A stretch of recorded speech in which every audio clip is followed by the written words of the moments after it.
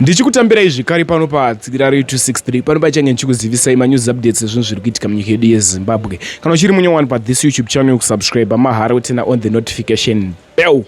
Vadikani pane video iri kutendera mastreets esocial media remukadzi iye vamwe vari kuti AI editing yakashata, vamwe vari kuti chokwadi yemukadzi iye akabuda achitaura kuti Prophet Weuta Magaya ndoda kukunyudzai. Kutaura kwatiri kuita kuno Prophet Weuta Magaya vari musungwa vari muoko mapurisa ende zviri kunzi nyaya yavo kudzokera kudare kudzokera musi wa13 November ndopari kusimudzirwa nyaya iyi ichitongwa. Soda kusiya muchiona video, apedza kuona video saskip this video notende ne last update manyama futi remukadzi waProphet Weuta Magaya. Ndatione first update. Kuruzhinji rweZimbabwe ndini ndinonisera Maruta ndikuda kujekesa panyaya yandakatorwa naCharity Dlodlo achienda neni kuna Garikai Mazara reporter. Charity Dlodlo akanditora achinditi hande unondimiririra unondibatsira kuti nyaya yangu ive nesupu kuna Garikai Mazara. Zvatangira pakuti vakatanga vachindiconvinza paFacebook Enesiya Mushusha naSimba naCharity Dlodlo vachindi offer ticket yekuenda kuLondon vachiti we want to fight Prophet Magaya. But ndazviramba Charity ndopa akabva apa Garikai phone number dzangu. Apa Garikai akandi approacha akati Sera ndikuda kukuona. Ndakaenda kuma offices eSunday Mail on Thursday ndina Charity Dlodlo. Tasvika ikoko takanogara muroom yakanga isina munhu. Then Garikai akabva anditi Sera ndikuda kuti ubatsire Charity Dlodlo nyaya yake ive neimpact. Charity anditi I know you from church for a long time saka iwe unokwanisa kundibatsira even kutaura.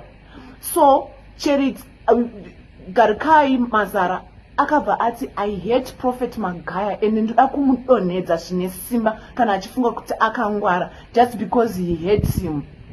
So Charity akanga ine garages akanga inawo because vakanga vachiendesana kucourt na Jim which I was not aware of. So after Charity Garikai ataura nyaya yake takagara na Charity. Garikai akabva ati so Sera iwewe ndoda kuti utaure zvekuti nezvekuti uchimenshena zita ramai Chivero, uchimenshena zita raJimmy, uchimenshena zita raChatambudza so that nyaya yedu inova that impact. So vataura kudaro inini ndakabva ndati it's okay but I hope this story is not going to be public. So Garikai akandifonera Garikai Mazara reporter akandifonera nezuro Friday andifonera akati Sera ndaratidza boss vangu Victoria Rusvidzo nyaya ya Charity. So boss vangu vati zvonda kutobuditsa press. Ndikati kubuditsa press makuda kundisanganisa munyaya dzandisingazive nyaya dzekunyepa muda kubuditsa nyaya iyoyo chirudzi and hamuna kana kumbondi informa zvikanzi iri kutobuda musi Sunday this Sunday takutoibuditsa. So akabva nditi kana zviri kunetsa tisiri kuwirana uya uone boss vangu Victoria Rusvidzo. So ndakabva ndaenda ndikakuma offices eSunday Mail ndichibva ndasikoona Garikai Mazara na editor vake Victoria Rusvidzo ndikamuti inini nyaya dzamuri kuda kundiitisa idzi dzaProphet Magaya inini handidzizive ndedzekunyepa muda kundishandisa kuti ndite nyaya dzandisingazive. Saka nyaya dzaProphet Magaya dzamuri kuda kundishandisa idzi inini handichade ende handidzizive. So Victoria Rusvidzo akabva ati uri kutyei kana iri nyaya yesecurity yeprotection tinokupa state security tinotoziva even assistant commissioner.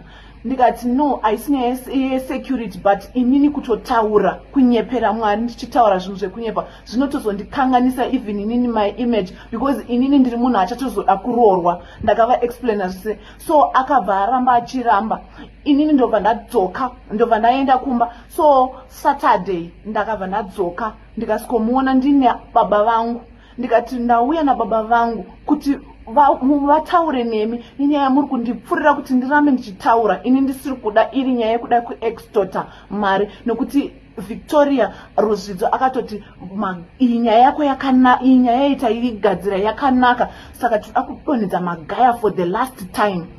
So baba vangu abva vamhoresana naye ini ndindazoramba ndichitaura ndikati ina handisi kuda zvamuri kunditi. So ndina baba vangu mai Ruzvidzo vabva vati nyaya tanga tatoisa mupress kudhara asi chatoite kuti tichiibvisa. So ndabva ndabuda Charity Dlodlo naGarikai vakandichisera isusu tine mari yatinayo yatakatoofwa from London naEnesia Mashusha naSimba. Ndikati inini handisi kuda zvamuri kundita, that's why muri kundiona ndauya kuzotaura ruzhinji rweZimbabwe, because handidi kuitiswa zvinhu zvandisingazive zvandisiri involved nazvo kuda kundikanganisira my image.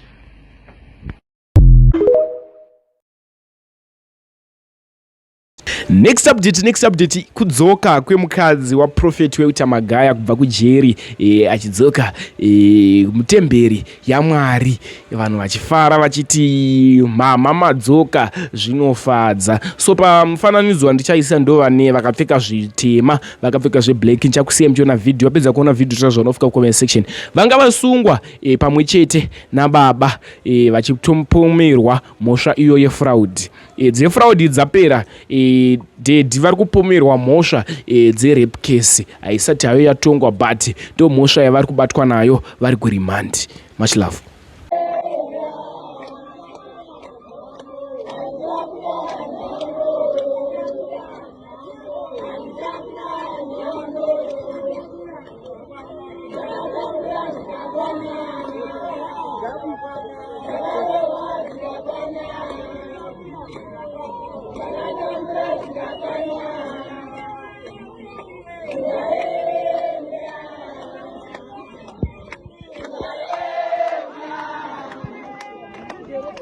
Thank you.